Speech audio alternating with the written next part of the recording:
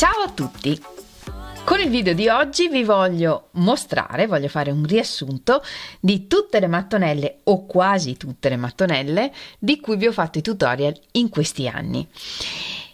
Vi devo dire che quando le ho messe insieme mi sono sorpresa da sola perché so che mi piacciono le mattonelle, so che mi piace fare lavori con le mattonelle, ma non pensavo di averne fatte così tante e non sono tutte perché alcune le ho usate per fare poi dei lavori che ho regalato e quindi non sono nemmeno tutte, ma nella descrizione del video vi lascio le playlist con i tutorial di tutte le mattonelle che ho fatto finora e che farò anche dopo aver fatto questo video. Le mattonelle si dividono per granny classico, di cui vi ho fatto un tutorial specifico proprio per mostrarvi la tecnica, che può essere in tinta unita o in più colori. Vi ho fatto la versione triangolare con cui poi l'anno scorso abbiamo fatto il bikini, ricoprendo un costume già fatto, ma il granny quadrato o triangolare può avere al centro delle figure, come può essere nel caso del cuore, oppure potrebbe avere un fiore tridimensionale e quindi costruiamo prima il fiore e poi rendiamo quadrata la mattonella e proseguiamo lavorando giri di granny normalmente.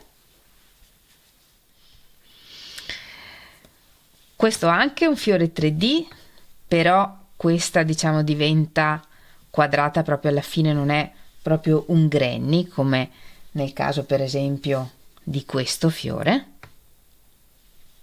e questi sono tutti fiori tridimensionali. Oppure potremmo, come in questo caso, creare le faccine di animaletti che poi avete usato per fare delle copertine strepitose. E qui però non ho usato il granny classico, non come fondo diciamo, ma ho scelto di usare la mattonella piena, quindi c'è il tutorial della mattonella piena e poi tutti i tutorial con gli animaletti che ho fatto finora, che sono il leone, il gufo, il coniglietto, il gatto e il pesciolino. Di questi me ne avete chiesti molti altri, la giraffa, il cagnolino, l'orsetto. Non so se riuscirò a farveli tutti perché ci vuole tempo e comunque il consiglio che vi posso dare è la base è più o meno sempre la stessa. Poi che caratterizza un animaletto rispetto all'altro sono le orecchie, come fate gli occhi, il naso. Quindi volendo potreste provare a costruirlo anche in autonomia, perché la parte centrale è sempre uguale, che cambia poi appunto sono i dettagli ulteriori. Poi c'è questa mattonella che a me piace tantissimo, non ci sono ancora riuscita, però con questa sarebbe bello fare uno scialle oppure anche uno spolverino primaverile estivo. Io penso che verrebbe veramente meraviglioso.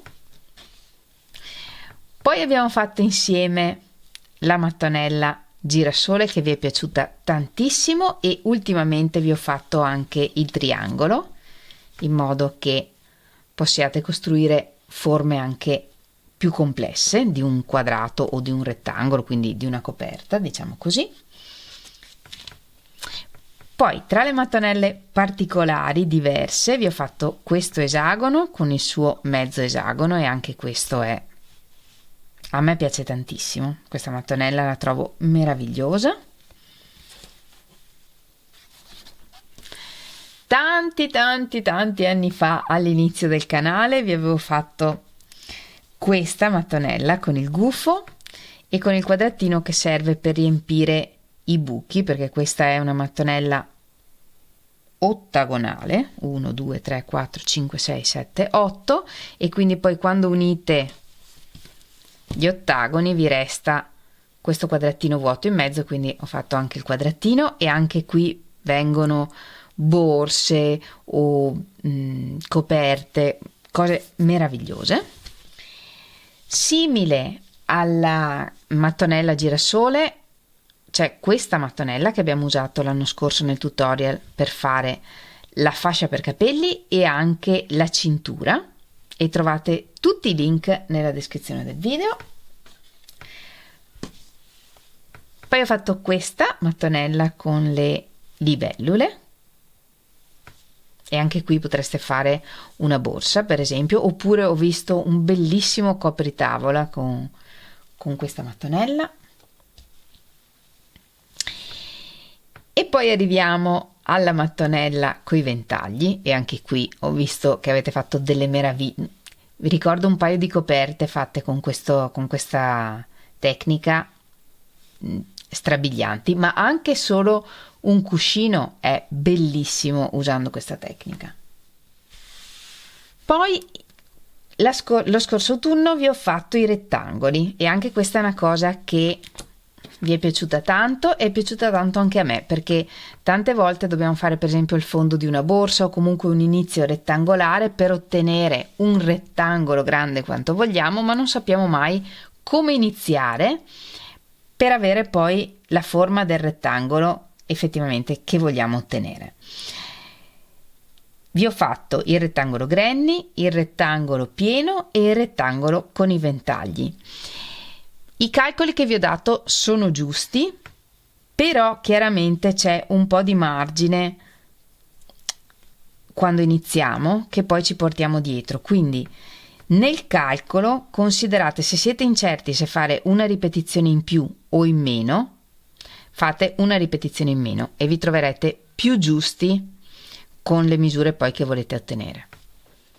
E a proposito del tutorial del rettangolo granny, vi mostro quello che ho fatto io. Io non faccio borse, non chiedetemi di far borse perché non credo che ne farò mai, però invece mi piacciono un sacco i cuscini, e partendo dal conto che abbiamo fatto appunto per fare il rettangolo granny, ho fatto il fondo di questo cuscino che sul retro è così, un rettangolo, e davanti invece è la parte che mi piace di più. Ho lavorato delle righe appunto granny, quindi sempre con le triplette, partendo dal centro, sono andata in su e in giù.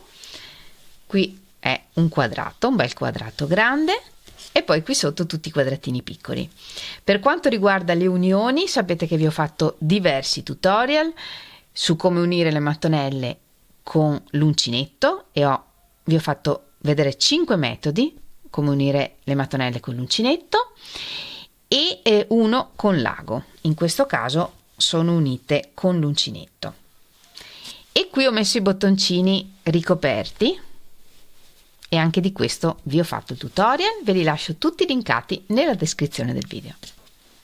E a proposito di cuscini ad uncinetto, un altro cuscino che sto facendo ma che non ho ancora finito ed è là da anni, e questo da una parte sarà un granny classico, dall'altra ci sono queste mattonelle di cui tra l'altro mi stavo dimenticando, la mattonella margherita unita con questo tipo di unione più particolare, e anche di questo avete il tutorial e vi lascio il link nella descrizione del video. E infine arriviamo al disegno che forse vi è piaciuto di più in assoluto, che è quello del fiore africano. Del fiore africano vi ho fatto tutte le versioni, credo. Se ne mancano avvisatemi e scrivetelo nei messaggi qui sotto il video, io volentieri vi faccio i tutorial. Abbiamo il quadrato con il fiore africano, il mezzo quadrato, la mattonella triangolare, la mattonella esagonale con il mezzo esagono. Di mattonelle ce ne sono davvero decine e decine di schemi diversi. Se c'è una mattonella in particolare che vi piacerebbe vedere, di cui vi piacerebbe che facessi il tutorial, fatemelo sapere scrivendo un messaggio qui sotto il video, e fatemi sapere anche qual è la mattonella che vi piace di più e qual è quella che usate più volentieri, e ancora fatemi sapere quali bellissimi lavori avete fatto con le mattonelle. E se vi va, condividete le vostre foto con me. Sapete che potete farlo taggandomi in Instagram o nel mio gruppo Facebook. Trovate i link nella descrizione del video. Il pezzo che forse ho amato di più con le mattonelle è il mio top granny, ma ne ho fatti molti altri e se non mi sbaglio l'anno scorso, qualche anno fa, vi ho fatto un video in cui vi mostravo tutti i lavori che ho fatto con le mattonelle e là in effetti ci sono anche tanti altri modelli di mattonelle diverse. Se lo trovo vi lascio linkato anche quello nella descrizione del video. Come sempre vi ringrazio moltissimo di avermi seguita anche in questo video, ci vediamo la settimana prossima con un nuovo tutorial e nel frattempo come sempre vi mando un grandissimo abbraccio e un bacio e vi auguro buona Pasqua perché quando uscirà il prossimo tutorial la Pasqua sarà già passata, anzi sarà Pasquetta e quindi vi auguro una serena Pasqua con la vostra famiglia oppure con gli amici.